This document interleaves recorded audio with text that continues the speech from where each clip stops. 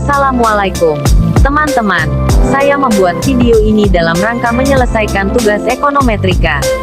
Dosen pengampu, Prof.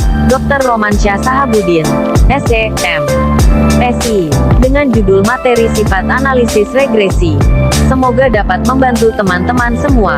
Introduction myself. Perkenalkan, nama saya Rahmadani. NIM 19931400115. Kelas Manajemen A19. No urut absen. 16. Pembahasan pertama adalah asal mula istilah regresi, di mana istilah regresi ini diperkenalkan oleh seseorang yang bernama Francis Galton.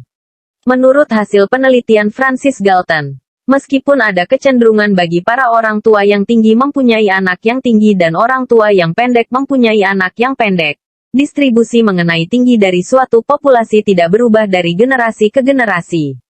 Penemuan itu ditulis dalam artikel berjudul Family Likeness in Stature Proceedings of Royal Society, London, Vol. 40, 1886. Menurut penjelasannya, ada suatu kecenderungan untuk rata-rata anak dari orang tua dengan tinggi tertentu bergerak menuju nilai rata-rata dari seluruh populasi. Adapun hukum regresi yang universal dari Galton telah dibuktikan oleh kawannya yang bernama Karl Pearson, dengan jalan mengumpulkan lebih dari 1000 catatan mengenai tinggi dari para anggota kelompok keluarga. Selanjutnya, Karl Pearson menemukan bahwa rata-rata tinggi anak dari kelompok orang tua yang tinggi ternyata lebih kecil dari tinggi ayahnya. Dan rata-rata tinggi anak dari kelompok orang tua yang pendek ternyata lebih besar daripada tinggi ayah. Jadi seolah-olah semua anak yang tinggi dan yang pendek bergerak menuju ke rata-rata tinggi dari seluruh orang laki-laki. Menurut istilah Galton, regression to mediocrity, dari uraian di atas, bisa disimpulkan bahwa pada umumnya tinggi anak mengikuti tinggi orang tua. Dapat dilihat dari buku Basic Econometrics karangan Damodar Gujarati. Disebutkan bahwa interpretasi modern tentang regresi adalah sebagai berikut, yaitu menyatakan bahwa analisis regresi berkenaan dengan studi ketergantungan dari satu variabel yang disebut variabel tidak bebas atau dependent variable pada satu atau lebih variabel, yaitu variabel yang menerangkan dengan tujuan untuk memperkirakan dan atau meramalkan nilai rata-rata dari variabel tidak bebas apabila nilai variabel yang menerangkan sudah diketahui. Variabel yang menerangkan sering disebut variabel bebas atau independent variable atau explanatory variables. Pembahasan kedua yaitu sifat dasar regresi. 1. Regresi dan sebab akibat, yakni meskipun analisis regresi berurusan dengan ketergantungan satu variabel pada variabel lain, ini tidak perlu berarti sebab akibat. Dalam perkataan Kendall dan Stewart, sesuatu hubungan statistik. Yang kedua, regresi vs korelasi yakni analisis korelasi tujuan utamanya adalah untuk mengukur kuat atau derajat hubungan linier antara dua variabel. Sedangkan regresi tujuan utamanya untuk menaksir atau meramalkan nilai rata-rata satu variabel atas dasar nilai yang tetap variabel-variabel lain. Yang ketiga, istilah dan notasi dalam regresi di mana dalam literatur istilah variabel tak bebas atau dependent variables dan variabel yang menjelaskan atau explanatory variables digambarkan dengan berbagai cara, sebagai berikut. 1.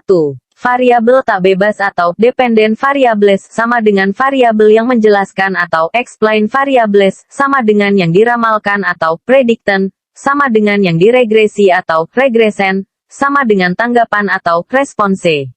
2. Variabel yang menjelaskan atau explanatory variables sama dengan variabel bebas atau independent variables sama dengan peramal atau protector, sama dengan yang meregresi atau regresor, sama dengan perangsang atau variabel kendali atau stimulus or control variables.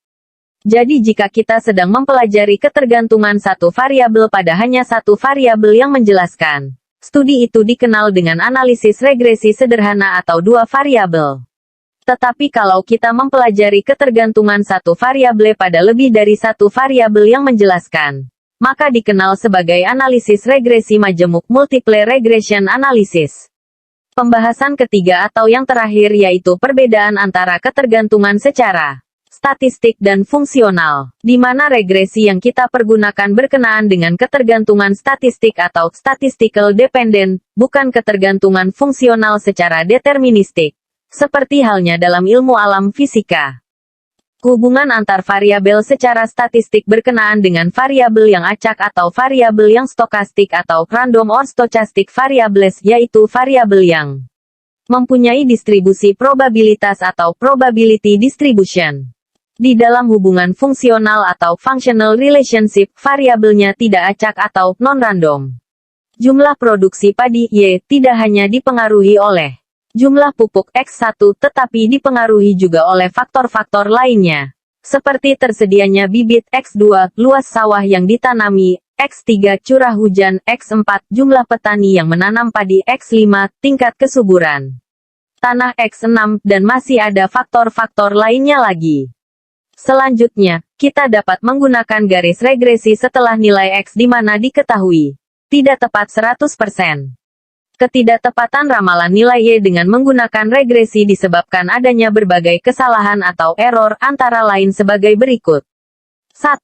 Kesalahan dalam mengukur variabel. 2. Kesalahan karena tidak semua variabel yang mempengaruhi Y dimasukkan dalam persamaan regresi. 3. Kesalahan karena fungsi yang dipakai tidak cocok atau fit, misalnya seharusnya fungsi parabola, tetapi yang dipergunakan fungsi linear. 4. Juga karena asumsi-asumsi yang dipergunakan tidak benar. Adapun hubungan fungsional yang deterministik sifatnya tidak memperhitungkan adanya kesalahan, seolah-olah hubungan itu pasti. Kalau X sudah diketahui, pasti nilai Y dapat diramalkan dengan tepat.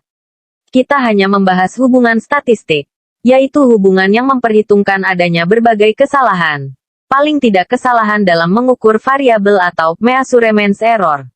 Adapun bentuk fungsi yang dipakai bukan Y sama dengan A plus Bx. Akan tetapi Y sama dengan A plus Bx plus E, di mana E sama dengan kesalahan pengganggu yang menyebabkan tidak tetapnya ramalan nilai Y, setelah nilai X diketahui. Itulah tadi yang saya dapat jelaskan. Semoga teman-teman bisa memahami isi dari penjelasan saya. Terima kasih.